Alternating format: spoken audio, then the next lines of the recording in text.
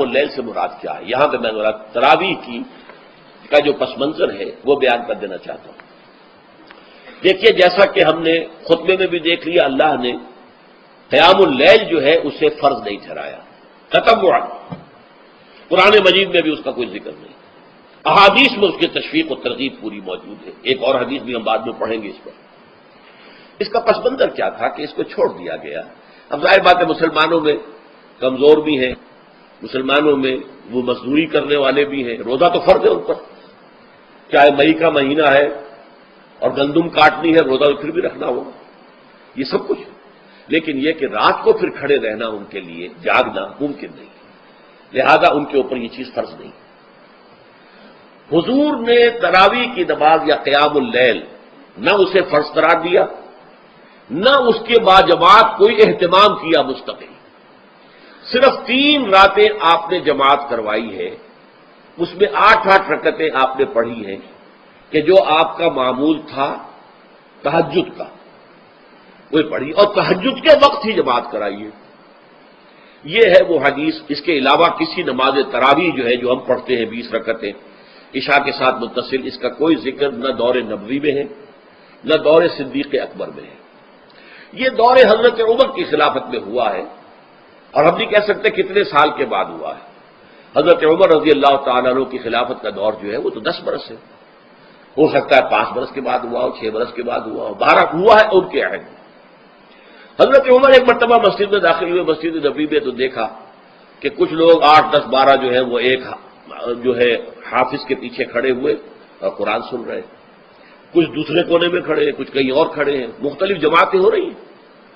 تو انہوں نے سوچا کہ کیوں نہ ان سب کو ایک امام کے پیچھے جمع کر دیا جائے، اور اس کے لیے لوگوں کی سہولت کے لیے عشاء کے ساتھ متصل رکھ دیا جائے، اس لیے کہ تہجد کے وقت اٹھنا جو ہے وہ تو ہر کس و ناقص کا کام نہیں ہے، کہ عشاء کے بعد اگر تھوڑا سا اضافی وقت ہو صرف، تو یہ ہر شخص کر لے گا، مزدور بھی کر لے گا۔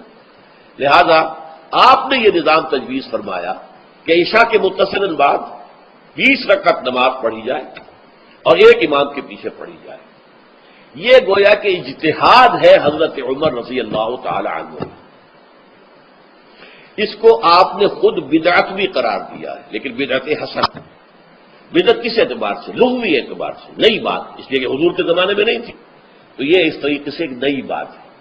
لیکن یہ بات چونکہ بہت اچھی ہے، بہت عمدہ ہے، آپ جب یہ نظام چل پڑا تو ایک دن مسجد میں آئے، دیکھا کہ بڑی بھری مسجد ہے، صحابہ کھڑے ہیں اور ایک امام کے پیچھے قرآن سن رہے ہیں۔ آپ نے فرمایا نعم البدعۃ ھذہ، یہ جو ہم نے نئی بات شروع کی ہے یہ بہت اچھی ہے، بہت عمدہ ہے۔ اب یہاں سے فرق واقع ہو گیا ہے۔ ایک تو اہل تشیع جو ہے وہ تو ویسے ہی حضرت عمر سے بہت دشمنی رکھتے ہیں، عناد رکھتے ہیں، تو حضرت عمر کے اجتہادات سے انہیں نفرت ہے، انہیں دوری ہے، چاہے وہ کوئی سا بھی حضرت عمر کا اجتہاد ہو۔ ہمارے ہاں اہل حدیث حضرات بھی در حقیقت حضرت عمر یا کسی اور خلیفہ راشد کے فعل کو وہ سمجھتے ہیں کہ یہ ایگزیکٹو آرڈرز ہیں، یہ ہمیشہ کے لیے نہیں ہے۔ حضرت عمر نے اپنے دور میں ایک نظام قائم کیا، ان کے دور کے لیے ٹھیک تھا، یہ ہمیشہ کے لیے نہیں۔ ہمیشہ کے لیے وہ 8 ہی رکعتوں کے قائل ہیں، وہ تہجد والے، لیکن اس میں بہرحال انہوں نے بھی خود یہ اضافہ کیا ہے کہ وہ 8 رکعتیں وہ عشاء کے ساتھ متصل پڑھتے ہیں، تہجد کے وقت تو نہیں پڑھتے۔ اور حضور نے تو صرف 3 روز جو ہے وہ کرائی تھی جماعت، وہ لوگ 30 دن یا 29 دن پڑھ رہے ہیں، تو اضافہ تو انہوں نے بھی کر دیا، وہ نظام میں تبدیلی تو ہو گئی۔ لیکن اہل سنت جو کہلاتے ہیں، ہمارے جو 4 جو ہیں، جو ہمارے مسلک ہیں، حنفی، مالکی، شافعی، حنبلی، ان کا اتفاق ہے اس پر حضرت عمر کا، کیونکہ ان کے سامنے اصول یہ ہے کہ حضور نے فرمایا علیکم بسنتی وسنت الخلفاء الراشدین المہدیین، تم پر لازم ہے کہ میری سنت کو پکڑو مضبوطی کے ساتھ، اور میرے خلفاء راشدین مہدیین جو ہیں ان کی سنت کو پکڑو۔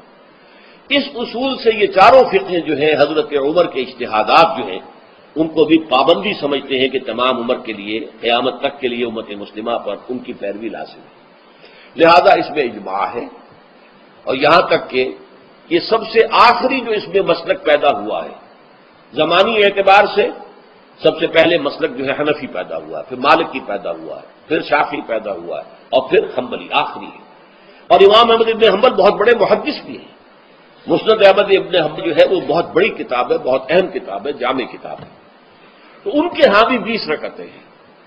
چنانچہ حرمین شریفین میں، سعودی عرب میں، مکے اور مدینہ منورہ میں جو نماز تراویح ہوتی ہے اس کی 20 رکعتیں ہیں، لیکن اہل حدیث حضرات جو ہے وہ اس 8 کے اوپر اتفاق کرتے ہیں۔ بہرحال یہ ایک اختلاف ہے جو میں نے اس کا پس منظر بیان کر دیا۔